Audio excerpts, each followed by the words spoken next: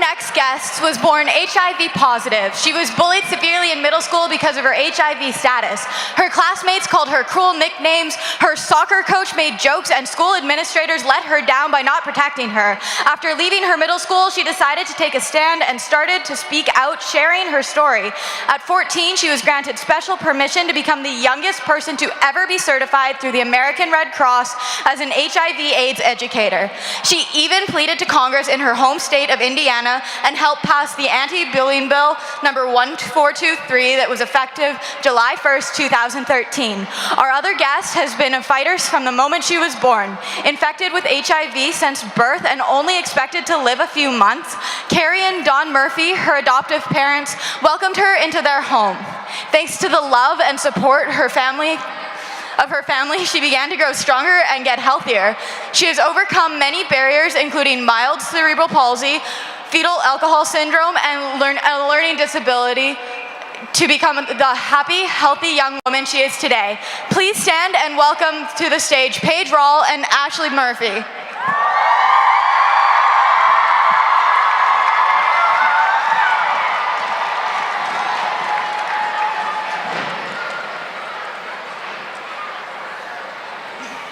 Good morning to both of you.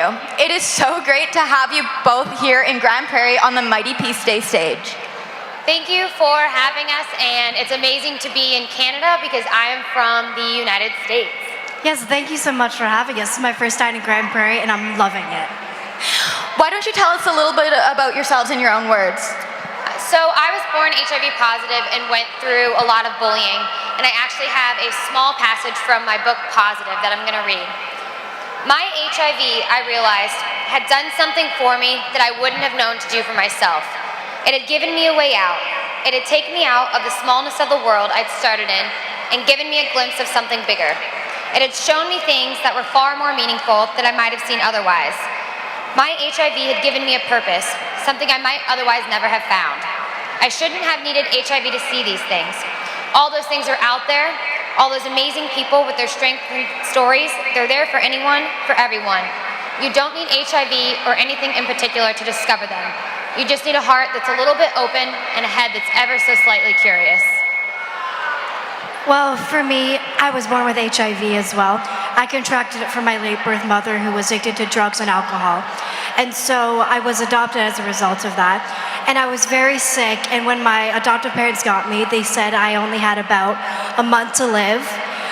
And I noticed, and I was told that I was HIV positive when I was 7 years old. And I was told not to tell anybody and to keep it a secret because people thought that I would get bullied and ridiculed as a result.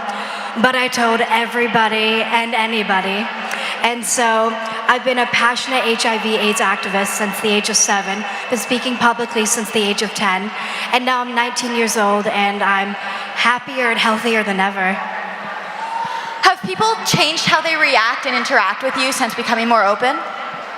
In the beginning, when I disclosed my status, I went through being called Paige. I had notes on my locker, and just people judged me because of my HIV status and didn't want to be my friend anymore. But I've gotten to the point where I am very open about my status, and if someone has a problem with that, then that's their problem and they're not somebody that I need in my life. Yeah, exactly. When I was little, I faced some discrimination, but I realized that it wasn't from the kids, it was from the parents. I wasn't allowed to go to my neighbor's house. I wasn't allowed to step on their lawn just because I was born HIV positive. Almost uninvited to sleepovers when I was 7 years old just because of it. And also I find the biggest thing that makes people kind of fall out of their seats whenever I do a speech is that HIV is on the rise in Canada in youth between 15 to 29 years of age. And a lot of people think that HIV is something that was in the past or it's cured or it's gone. And so I'm always here to spread the awareness and say it's still a big problem and we need for everyone to be educated on it. HIV has been such a taboo topic in our society for so many years. Even with the medical advancements and knowledge campaigns, many misconceptions still remain about it. And I'm sure there are many here that don't really understand it.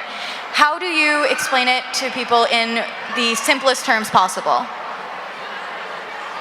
Well, for me, I just basically break it down to people if they don't know what it is. I explain what HIV stands for, so human immunodeficiency virus, and AIDS, acquired immunodeficiency syndrome. And it's completely two different things. And AIDS happens when HIV goes untreated and you get sick. So whenever I tell someone I have HIV, I have had a lot of times they're like, "You have AIDS?" But it's completely different.